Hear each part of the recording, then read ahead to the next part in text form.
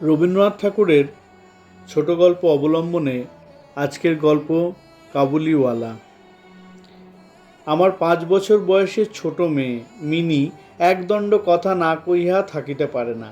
পৃথিবীতে জন্মগ্রহণ করিয়া ভাষা শিক্ষা করিতে সে কেবল 1 বৎসরকাল ব্যয় করিয়াছিল।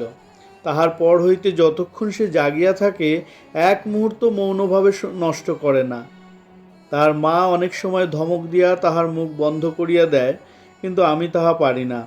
মিনি চুপ করিয়া থাকিলে এমনি অস্বাভাবিক দেখিতে হয় যে সে আমার বেশিক্ষণ সহ্য হয় না। এই জন্য আমার সঙ্গে তাহার কথোপকথনটা কিছু উৎসাহের সহিত চলে।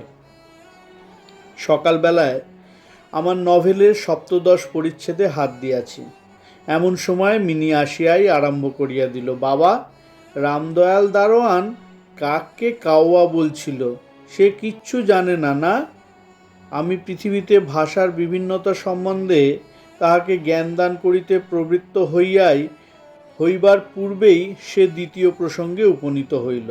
দেখো বাবা, ভোলা বলছিল আকাশে হাতি সুঁড় দিয়ে জল ফেলে, তাই বৃষ্টি হয়। মা গো, ভোলা এত মিছিমিছি বকতে পারে, কেবলই বকে, দিন রাত বকে। এ সম্বন্ধে আমার মতামতের জন্য কিছুমাত্র অপেক্ষা না করিয়া হঠাৎ জিজ্ঞাসা করিয়া বসিল, বাবা, মা তোমার কে হয়? মনে মনে কহিলাম, শ্যালিকা। মুখে কহিলাম, মিনি, তুই ভোলার সঙ্গে খেলা করগে যা, আমার এখন কাজ আছে। সে তখন আমার লিখিবার টেবিলের পার্শ্বে আমার পায়ের কাছে বসিয়া নিজের 2 হাঁটু এবং হাত লইয়া অতি দ্রুত উচ্চারণে আগডুম বাগডুম খেলিতে আরম্ভ করিয়া দিল। আমার 7 পরিচ্ছেদে প্রতাপ সিংহ তখন কাঞ্চনমালাকে লইয়া অন্ধকার রাত্রে কারাগারের উচ্চ বাতায়ন হইতে নিম্নবর্তী নদীর জলে ঝাঁপ দিয়া পড়িতেছেন। আমার ঘর পথের ধারে। হঠাৎ মিনি আগডুম বাগডুম খেলা রাখিয়া জানালার ধারে ছুটিয়া গেল এবং চিৎকার করিয়া ডাকিতে লাগিল, কাবুলিওয়ালা, ও কাবুলিওয়ালা! ময়লা ঢিলা কাপড় পরা, পাগড়ি মাথায়, ঝুলি ঘাড়ে, হাতে গোটা 2-4 আঙুরের বাক্স, এক লম্বা কাবুলিওয়ালা মৃদুমন্দ গমনে পথ দিয়া যাইতেছিল। তাহাকে দেখিয়া আমার কন্যারত্নের কিরূপ ভাবোদয় হইল বলা শক্ত। তাহাকে ঊর্ধ্বশ্বাসে ডাকাডাকি আরম্ভ করিয়া দিল। আমি ভাবিলাম, এখনই ঝুলি ঘাড়ে একটা আপদ আসিয়া উপস্থিত হইবে, আমার 7 পরিচ্ছেদ আর শেষ হইবে না। কিন্তু মিনির চিৎকারে যেমনি কাবুলিওয়ালা হাসি মুখ ফেরাইল এবং আমাদের বাড়ির দিকে আসিতে লাগিল, অমনি সে ঊর্ধ্বশ্বাসে অন্তঃপুরে দৌড় দিল। তাহার আর চিহ্ন দেখিতে পাওয়া গেল না। তাহার মনের মধ্যে একটা অন্ধ বিশ্বাসের মতো ছিল যে ওই ঝুলিটার ভিতর সন্ধান করিলে তাহার মতো 2-4টে জীবিত মানব সন্তান পাওয়া যাইতে পারে। এদিকে কাবুলিওয়ালা আসিয়া সহাস্যে আমাকে সেলাম করিয়া দাঁড়াইল। আমি ভাবিলাম, যদিচ প্রতাপ সিংহ এবং কাঞ্চনমালার অবস্থা অত্যন্ত সংকটাপন্ন, তথাপি লোকটাকে ঘরে ডাকিয়া আনিয়া তাহার কাছ হইতে কিছু না কেনাটা ভালো হয় না। কিছু কেনা গেল। তাহার পর 5টা কথা আসিয়া পড়িল। আব্দুর রহমান রুশ, ইংরাজ প্রভৃতিকে লইয়া সীমান্ত রক্ষা নীতি সম্বন্ধে গল্প চলিতে লাগিল। অবশেষে উঠিয়া যাইবার সময় সে জিজ্ঞাসা করিল, বাবু, তোমার লড়কি কোথায় গেল? আমি মিনির অমূলক ভয় ভাঙাইয়া দিবার অভিপ্রায়ে তাহাকে অন্তঃপুর হইতে ডাকাইয়া আনিলাম। সে আমার গা ঘেঁষিয়া কাবুলির মুখ এবং ঝুলির দিকে সন্দিগ্ধ নেত্রক্ষেপ করিয়া দাঁড়াইয়া রহিল। কাবুলি ঝুলির মধ্য হইতে কিশমিশ খোবানি বাহির করিয়া তাহাকে দিতে গেল। সে কিছুতেই লইল না, দ্বিগুণ সন্দেহের সহিত আমার হাঁটুর কাছে সংলগ্ন হইয়া দাঁড়াইল। প্রথম পরিচয়টা এমনিভাবেই গেল। কিছুদিন পরে একদিন সকালবেলায় আবশ্যকবশত বাড়ি হইতে বাহির হইবার সময় দেখি আমার দুহিতাটি দ্বারের সমীপস্থ বেঞ্চির ওপর বসিয়া অনর্গল কথা কইয়া যাইতেছে এবং কাবুলিওয়ালা তাহার পদতলে বসিয়া সহাস্য মুখে শুনিতেছে এবং মধ্যে মধ্যে প্রসঙ্গক্রমে নিজের মতামত দোআঁশলা বাংলায় ব্যক্ত করিতেছে। মিনির 5 বর্ষীয় জীবনের অভিজ্ঞতায় বাবা ছাড়া এমন ধৈর্যবান শ্রোতা সে কখনো পায় নাই। আবার দেখি তাহার ক্ষুদ্র আঁচল বাদাম কিশমিশে পরিপূর্ণ। আমি কাবলিওয়ালাকে কহিলাম, উহাকে এসব কেন দিয়াছ? অমন আর দিও না বলিয়া পকেট হইতে একটা আধুলি লইয়া তাহাকে দিলাম। সে অসংকোচে আধুলি গ্রহণ করিয়া ঝুলিতে পড়িল। বাড়িতে ফিরিয়া আসিয়া দেখি সেই আধুলিটি লইয়া 16 আনা গোলযোগ বাঁধিয়া গেছে। মিনির মা একটা শ্বেত চকচকে গোলাকার পদার্থ লইয়া ভৎসনার স্বরে মিনিকে জিজ্ঞাসা করিতেছেন, তুই এই আদুলি কোথায় পেলি? মিনি বলিতেছে, কাবলিওয়ালা দিয়েছে। তাহার মা বলিতেছেন, কাবলিওয়ালার কাছ হইতে আদুলি তুই নিতে গেলি কেন? মিনি ক্রন্দনের উপক্রম করিয়া কহিল, আমি চাইনি, সে আপনিই দিলে। আমি আসিয়া মিনিকে তাহার আসন্ন বিপদ হইতে উদ্ধার করিয়া বাহিরে লইয়া গেলাম। সংবাদ পাইলাম, কাবলিওয়ালার সহিত মিনির এই যে দ্বিতীয় সাক্ষাৎ তাহা নহে, ইতিমধ্যে সে প্রায় প্রত্যহ আসিয়া পেস্তা বাদাম ঘুষ দিয়া মিনির ক্ষুদ্র লুব্ধ হৃদয়টুকু অনেকটা অধিকার করিয়া লইয়াছে। দেখিলাম এই দুই বন্ধুর মধ্যে গুটিকতক বাঁধা কথা এবং ঠাট্টা প্রচলিত আছে। যথা, রহমতকে দেখিবা মাত্র আমার কন্যা হাসিতে হাসিতে জিজ্ঞাসা করিত, কাবলিওয়ালা, ও কাবলিওয়ালা, তোমারও ঝুলির ভেতর কি? রহমত একটা অনাবশ্যক চন্দ্রবিন্দু যোগ করিয়া হাসিতে হাসিতে উত্তর করিত, হাতি। অর্থাৎ তাহার ঝুলির ভেতর যে একটা হস্তি আছে, এইটাই তাহার পরিহাসের সূক্ষ্ম মর্ম। খুব যে বেশি সূক্ষ্ম তাহা বলা যায় না, তথাপি এই পরিহাসে উভয়েই বেশ একটু কৌতুক অনুভব করিত এবং শরৎকালের প্রভাতে একটি বয়স্ক এবং একটি অপ্রাপ্ত বয়স্ক শিশুর সরল হাস্য দেখিয়া আমারও বেশ লাগিত। উহাদের মধ্যে আরও একটা কথা প্রচলিত ছিল। রহমত মিনিকে বলিত, খোঁকি, তুমি শ্বশুর বাড়ি কখনো যাবে না। বাঙালির ঘরের মেয়ে আজন্মকাল শ্বশুরবাড়ি শব্দটার সহিত পরিচিত, কিন্তু আমরা কিছু একেলে ধরনের লোক হওয়াতে শিশু মেয়েকে শ্বশুরবাড়ির সম্বন্ধে সজ্ঞান করিয়া তোলা হয় নাই। এই জন্য রহমতের অনুরোধটা সে পরিষ্কার বুঝিতে পারিত না, অথচ কথাটার একটা কোনো জবাব না দিয়া চুপ করিয়া থাকা নিতান্ত তাহার স্বভাব বিরুদ্ধ। সে উল্টিয়া জিজ্ঞাসা করিত, তুমি শ্বশুরবাড়ি যাবে? রহমত কাল্পনিক শ্বশুরের প্রতি প্রকাণ্ড মোটা মুষ্টি আস্ফালন করিয়া বলিত, আমি শ্বশুরকে মারবে। শুনিয়া মিনি শ্বশুর নামক কোনো এক অপরিচিত জীবের দুরবস্থা কল্পনা করিয়া অত্যন্ত হাসিত। এখন শুভ্র শরৎকাল। প্রাচীনকালে এই সময়ে রাজারা দিগ্বিজয়ে বাহির হইতেন। আমি কলিকাতা ছাড়িয়া কখনো কোথাও যায় নাই, কিন্তু সেই জন্যই আমার মনটা পৃথিবীময় ঘুরিয়া বেড়ায়। আমি যেন আমার ঘরের কোণে চিরপ্রবাসী। বাহিরের পৃথিবীর জন্য আমার সর্বদা মন কেমন করে। একটা বিদেশের নাম শুনিলেই অমনি আমার চিত্ত ছুটিয়া যায়, তেমনি বিদেশি লোক দেখিলেই অমনি নদী পর্বত অরণ্যের মধ্যে একটা কুঠিরের দৃশ্য মনে উদয় হয় এবং একটা উল্লাসপূর্ণ স্বাধীন জীবনযাত্রার কথা কল্পনায় জাগিয়া ওঠে। এদিকে আবার আমি এমনি উদ্ভিজ্জ প্রকৃতি যে আমার কোনটুকু ছাড়িয়া একবার বাহির হইতে গেলে মাথায় বজ্রাঘাত হয়। এই জন্য সকালবেলায় আমার ছোট ঘরের টেবিলের সামনে বসিয়া এই কাবুলির সঙ্গে গল্প করিয়া আমার অনেকটা ভ্রমণের কাজ হইত। দুই ধারে বন্ধুর দুর্গম দগ্ধ রক্তবর্ণ উচ্চ গিরিশ্রেণী, মধ্যে সংকীর্ণ মরুপথ, বোঝাই করা উষ্ট্রের শ্রেণী চলিয়াছে। পাপড়ি পড়া বণিক ও পথিকের কেহ বা উটের পরে, কেহ বা পদব্রজে, কাহারো হাতে বর্ষা, কাহারো হাতে সেকেলে চকমকে ঠোকা বন্দুক। কাবুলি মেঘমন্দ্র স্বরে ভাঙা বাংলায় স্বদেশের গল্প করিত, আর এই ছবি আমার চোখের সম্মুখ দিয়া চলিয়া যাইত। মিনির মা অত্যন্ত শঙ্কিত স্বভাবের লোক।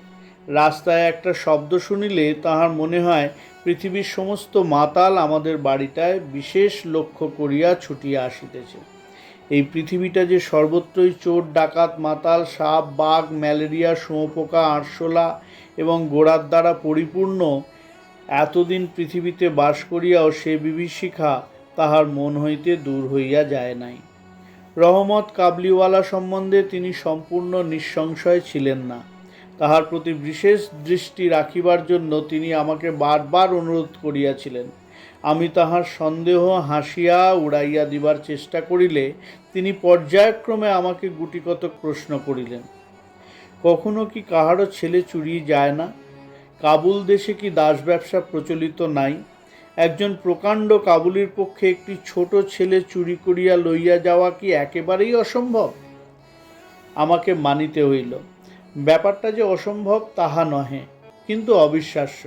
বিশ্বাস করিবার শক্তি সকলের সমান নহে। এই জন্য আমার স্ত্রীর মনে ভয় রহিয়া গেল। কিন্তু তাই বলিয়া বিনা দোষে রহমতকে আমাদের বাড়িতে আসিতে নিষেধ করতে পারিলাম না। প্রতি বৎসর মাঘ মাসের মাঝামাঝি রহমত দেশে চলিয়া যায়। এই সময়টা সমস্ত পাওনার টাকা আদায় করিবার জন্য সে বড় ব্যস্ত থাকে। বাড়ি বাড়ি ফিরিতে হয়, কিন্তু তবু একবার মিনিকে দর্শন দিয়া যায়। দেখিলে বাস্তবিক মনে হয় উভয়ের মধ্যে যেন একটা ষড়যন্ত্র চলিতেছে। সকালে যেদিন আসিতে পারে না, সেদিন দেখি সন্ধ্যার সময় আসিয়াছে। অন্ধকারে ঘরের কোণে সেই ঢিলেঢালা জামা পায়জামা পরা সেই ঝোলাঝুলিওয়ালা লম্বা লোকটাকে দেখিলে বাস্তবিক হঠাৎ মনের ভিতরে একটা আশঙ্কা উপস্থিত হয়।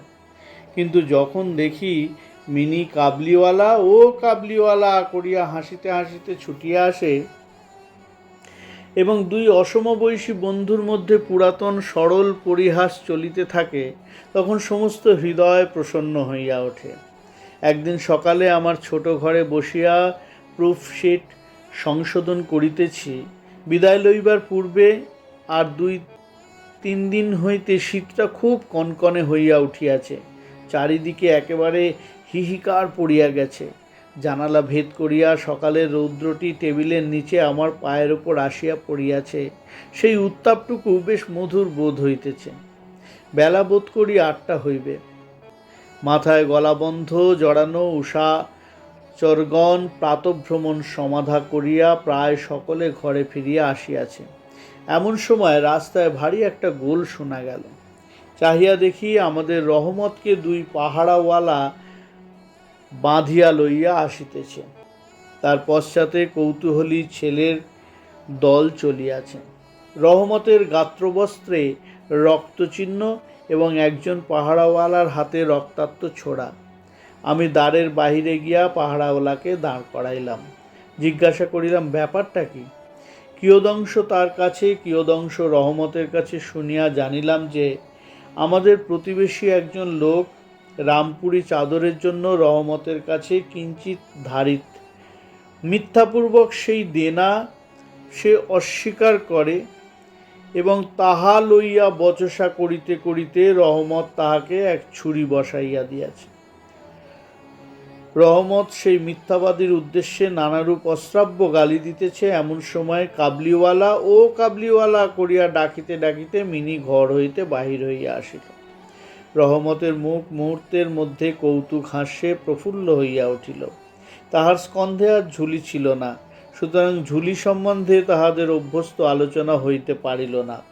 মিনি একেবারেই তাহাকে জিজ্ঞাসা করিল, তুমি শ্বশুর বাড়ি যাবে? রহমত হাসিয়া কহিল, সেখানেই যাচ্ছে।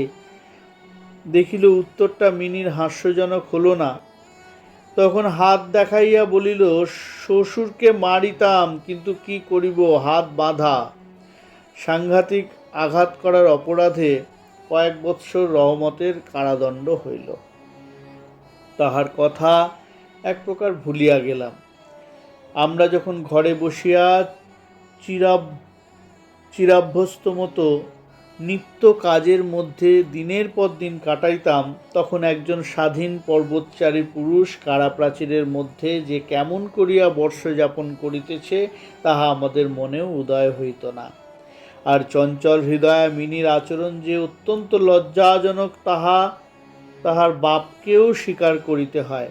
সে স্বচ্ছন্দে তাহার পুরাতন বন্ধুকে বিস্মৃত হইয়া প্রথমে নবী সহিসের সহিত সখ্য স্থাপন করিল। পরে ক্রমে যত তাহার বয়স বাড়িয়া উঠিতে লাগিল, ততই সখার পরিবর্তে একটি একটি করিয়া সখী জুটিতে লাগিল। এমনকি এখন তাহার বাবার লিখিবার ঘরেও তাহাকে আর দেখিতে পাওয়া যায় না। আমি তো তাহার সহিত এক প্রকার আড়ি করিয়াছি।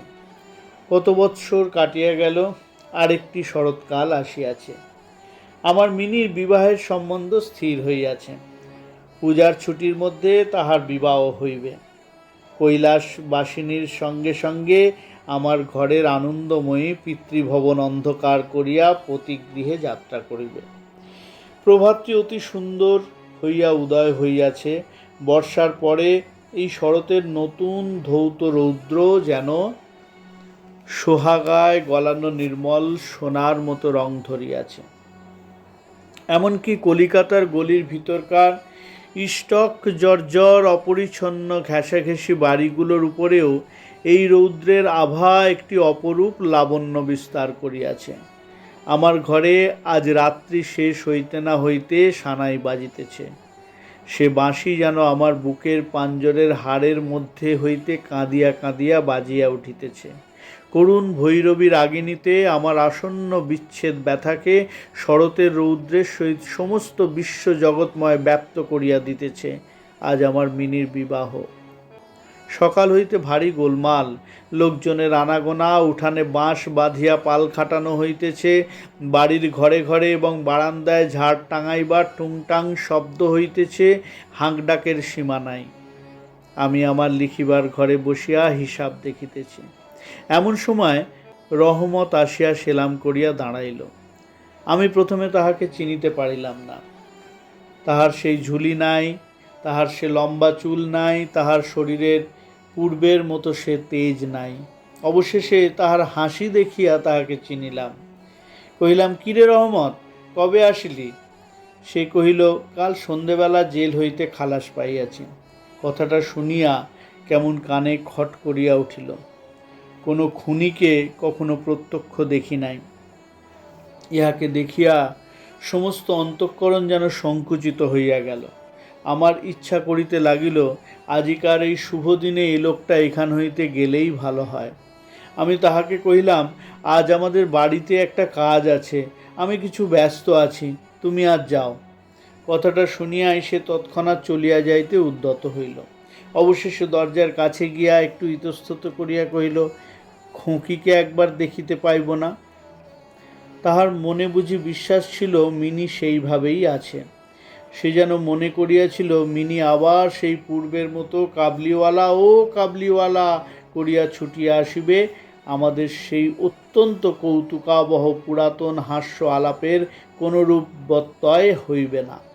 এমনকি পূর্ব বন্ধুত্ব স্মরণ করিয়া সে এক বাক্স আঙুর এবং কাগজের মোড়কে কিঞ্চিত কিশমিশ বাদাম বোধ করি কোনো স্বদেশীয় বন্ধুর নিকট হইতে চাহিয়া চিন্তিয়া সংগ্রহ করিয়া আনিয়াছিল। তাহার সে নিজের ঝুলিটি আজ ছিল না। আমি কহিলাম, আজ বাড়িতে কাজ আছে, আজ আর কাহারও সহিত দেখা হইতে পারিবে না। সে যেন কিছু ক্ষুণ্ণ হইল। স্তব্ধভাবে দাঁড়াইয়া একবার স্থির দৃষ্টিতে আমার মুখের দিকে চাহিল। তারপরে বাবু সেলাম বলিয়া দ্বারের বাহির হইয়া গেল। আমার মনে কেমন একটু ব্যথা বোধ হইল। মনে করিতেছি তাহাকে ফিরিয়া ডাকিব, এমন সময় দেখি সে আপনি ফিরিয়া আসিতেছে। কাছে আসিয়া কহিল, এই আঙুর এবং কিঞ্চিত বাদাম খকির জন্য আনিয়াছিলাম, তাহাকে দিবেন। আমি সেগুলো লইয়া দাম দিতে উদ্যত হইলে সে হঠাৎ আমার হাত চাপিয়া ধরিল। কহিল, আপনার বহুত দয়া, আমার চিরকাল স্মরণ থাকিবে, আমাকে পয়সা দিবেন না। বাবু, তোমার যেমন একটি লড়কি আছে, তেমনি দেশে আমারও একটি লড়কি আছে। আমি তাহারই মুখখানি স্মরণ করিয়া তোমার খোঁকির জন্য কিছু কিছু মেওয়া হাতে লইয়া আসি। আমি তো সওদা করিতে আসি নাই। এই বলিয়া সে আপনার মস্ত ঢিলা জামাটার ভিতর হাত চালাইয়া দিয়া বুকের কাছে কোথা হইতে এক টুকরো ময়লা কাগজ বাহির করিল।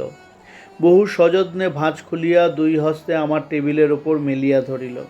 দেখিলাম কাগজের উপর একটি ছোট হাতের ছাপ, ফটোগ্রাফ নহে, তেলের ছবি নহে। হাতে খানিকটা ভূষা মাখাইয়া কাগজের উপর তাহার চিহ্ন ধরিয়া লইয়াছে। কন্যার এই স্মরণ চিহ্নটুকু বুকের কাছে লইয়া রহমত প্রতি বৎসর কলিকাতার রাস্তায় মেওয়া বেচিতে আসে। যেন সেই সুকোমল ক্ষুদ্র শিশু হস্তটুকুর স্পর্শখানি তার বিরাট বিরহী বক্ষের মধ্যে সুধা সঞ্চার করিয়া রাখে। দেখিয়া আমার চোখ ছলছল করিয়া আসিল। তখন সে যে একজন কাবলি মেওয়াওয়ালা আর আমি যে একজন বাঙালি সম্ভ্রান্ত বংশীয় তাহা ভুলিয়া গেলাম। তখন বুঝিতে পারিলাম সেও যে আমিও সে, সেও পিতা আমিও পিতা। তাহার পর্বত গৃহবাসিনী ক্ষুদ্র পার্বতীর সেই হস্তচিহ্ন আমারই মিনিকে স্মরণ করাইয়া দিল। আমি তৎক্ষণাৎ তাহাকে অন্তঃপুর হইতে ডাকাইয়া পাঠাইলাম। অন্তঃপুরে ইহাতে অনেক আপত্তি উঠিয়াছিল, কিন্তু আমি কিছুতে কর্ণপাত করিলাম না। রাঙা চেলি পড়া, কপালে চন্দন আঁকা বধূবেশিনী মিনি সলজ্জভাবে আমার কাছে আসিয়া দাঁড়াইল। তাহাকে দেখিয়া কাবলিওয়ালা প্রথমটা থতমত খাইয়া গেল। তাদের পুরাতন আলাপ জমাইতে পারিল না। অবশেষে হাসিয়া কহিল, খোকি, তুমি শ্বশুর বাড়ি যাবি? মিনি এখন শ্বশুর বাড়ির অর্থ বোঝে। এখন সে আর পূর্বের মতো উত্তর দিতে পারিল না। রহমতের প্রশ্ন শুনিয়া লজ্জায় আরক্ত হইয়া মুখ ফিরাইয়া দাঁড়াইল। কাবলিওয়ালার সহিত মিনির যেদিন প্রথম সাক্ষাৎ হইয়াছিল, আমার সেই দিনের কথা মনে পড়িল। মনটা কেমন ব্যথিত হইয়া উঠিল। মিনি চলিয়া গেলে একটা গভীর দীর্ঘ নিঃশ্বাস ফেলিয়া রহমত মাটিতে বসিয়া পড়িল। সে হঠাৎ স্পষ্ট বুঝিতে পারিল তাহার মেয়েটিও ইতিমধ্যে এইরূপ বড় হইয়াছে। তাহার সঙ্গেও আবার নতুন আলাপ করিতে হইবে। তাহাকে ঠিক পূর্বের মতো তেমনটি আর পাইবে না। এই 8 বৎসরে তাহার কি হইয়াছে তাই বা কে জানে। সকালবেলায় শরতের স্নিগ্ধ রৌদ্রকিরণের মধ্যে সানাই বাজিতে লাগিল। রহমত কলিকাতার এক গলির ভিতর বসিয়া আফগানিস্তানের এক মরু পর্বতের দৃশ্য দেখিতে লাগিল। আমি একখানি নোট লইয়া তাহাকে দিলাম। বলিলাম, রহমত, তুমি দেশে তোমার মেয়ের কাছে ফিরিয়া যাও। তোমাদের মিলন সুখে আমার মিনির কল্যাণ হোক। এই টাকাটা দান করিয়া হিসাব হইতে উৎসব সমারোহের 2-1 অঙ্গ ছাঁটিয়া দিতে হইল। যেমন মনে করিয়াছিলাম তেমন করিয়া ইলেকট্রিক আলো জ্বালাইতে পারিলাম না। গড়ের বাদ্যও আসিল না। অন্তঃপুরে মেয়েরা অত্যন্ত অসন্তোষ প্রকাশ করিতে লাগিল, কিন্তু মঙ্গল আলোকে আমার শুভ উৎসব উজ্জ্বল হইয়া উঠিল। কাবলিওয়ালা গল্পটি আজ এখানেই শেষ করলাম। আপনাদের যদি এই সমস্ত গল্প শুনতে ভালো লাগে আমার কণ্ঠে, তাহলে অবশ্যই আপনারা আমার পাশে থাকবেন। দয়া করে চ্যানেলটি সাবস্ক্রাইব করে দেবেন এবং শেয়ার করবেন। Thank you.